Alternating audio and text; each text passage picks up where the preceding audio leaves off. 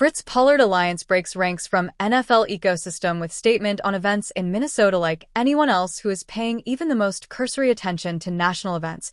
I saw the video of the killing of Alex Pretti on Saturday by federal ICE officers in Minnesota, less than 3 weeks after the killing of Renee Good. I decided to wait to mention the incident here until the Vikings, the NFL, or one of the other teams issued a comment on the latest example of the deep divide that has emerged or that has been engineered among objectively reasonable American citizens of goodwill and honorable intentions. Was I confused by the clear disconnect between comments from administration officials and the various available angles of the incident? Who with basic common sense and functioning eyesight wouldn't be? I assumed that sooner or later someone, starting with the Vikings, would have something to say. But there was, and still is, nothing from the most powerful sports league in the country or any of its teams. On one hand, it's not a surprise. No one wants to risk alienating a sizable chunk of the fan base by weighing in one way or the other. On the other hand, we all saw the video. It was not domestic terrorism. Pretti was not an assassin. There was no brandishing of a weapon. Alex Pretti was exercising his First and Second Amendment rights, which are not mutually exclusive.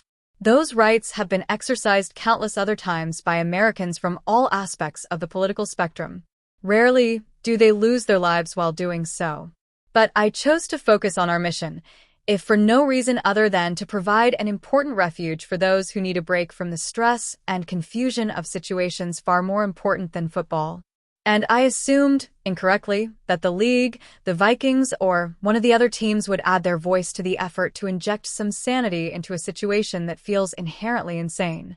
On Tuesday, the Fritz Pollard Alliance became the first entity in the entire NFL ecosystem to address the events in Minnesota. The full statement appears below. The Fritz Pollard Alliance mourns the tragic loss of life resulting from federal immigration enforcement actions in Minneapolis. We extend our deepest condolences to the families, friends, and loved ones of those whose lives were taken, and to the community now grappling with grief, trauma, and unanswered questions. No family should ever receive a knock on the door telling them their loved one is gone as a result of a law enforcement encounter. These deaths have shaken not only Minneapolis, but millions of people in communities across the country who are watching with growing fear and concern.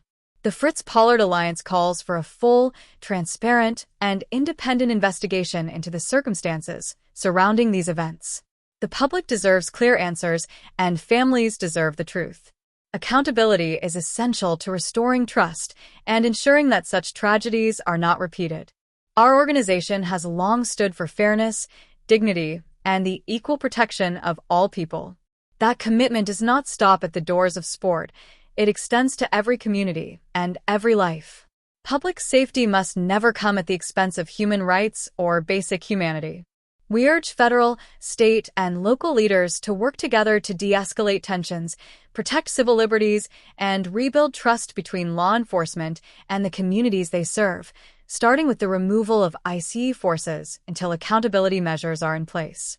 The Fritz Pollard Alliance stands in solidarity with Minneapolis and with all who are demanding justice, transparency, and meaningful reform. This should be a time for de-escalation, reconciliation, and accountability.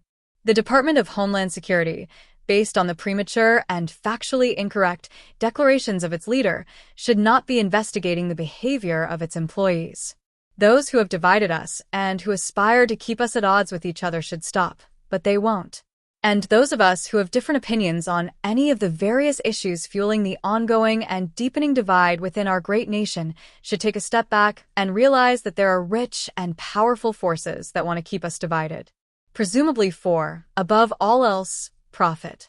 Still, if we can't come to a basic agreement as to the disconnect between the indisputable video evidence chronicling the death of Alex Pretti and the predictable attempts to characterize it as something other than it is, we are lost.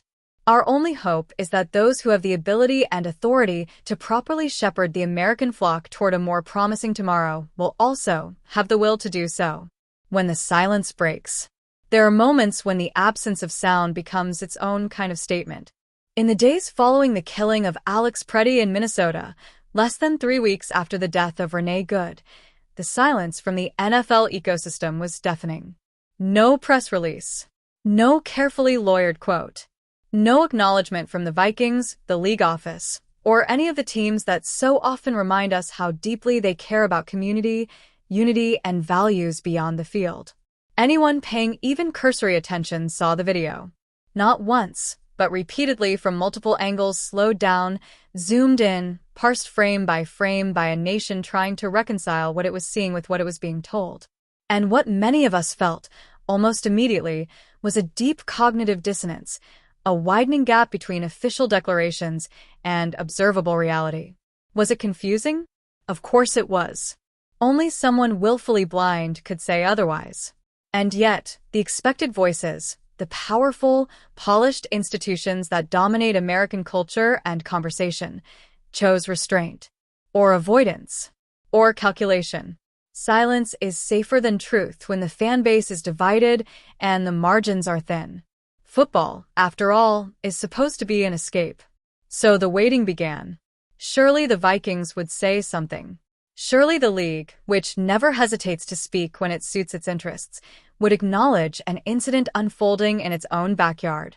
Surely someone would attempt to inject clarity, or at least humanity, into a moment that felt increasingly unmoored from reason. Nothing came.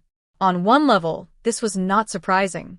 Sports leagues are businesses, and businesses fear alienation more than moral ambiguity. On another level, it felt like a quiet abdication, an unspoken decision that some moments are simply too volatile to touch, even when video evidence leaves little room for interpretation. What the video did not show mattered just as much as what it did.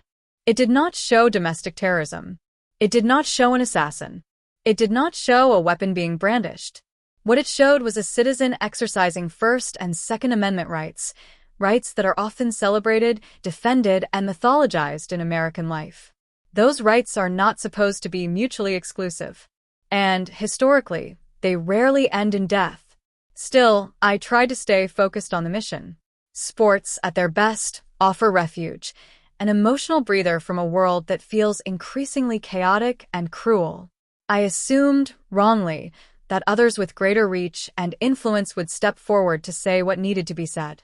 They didn't. Then, quietly but unmistakably, the Fritz Pollard Alliance did.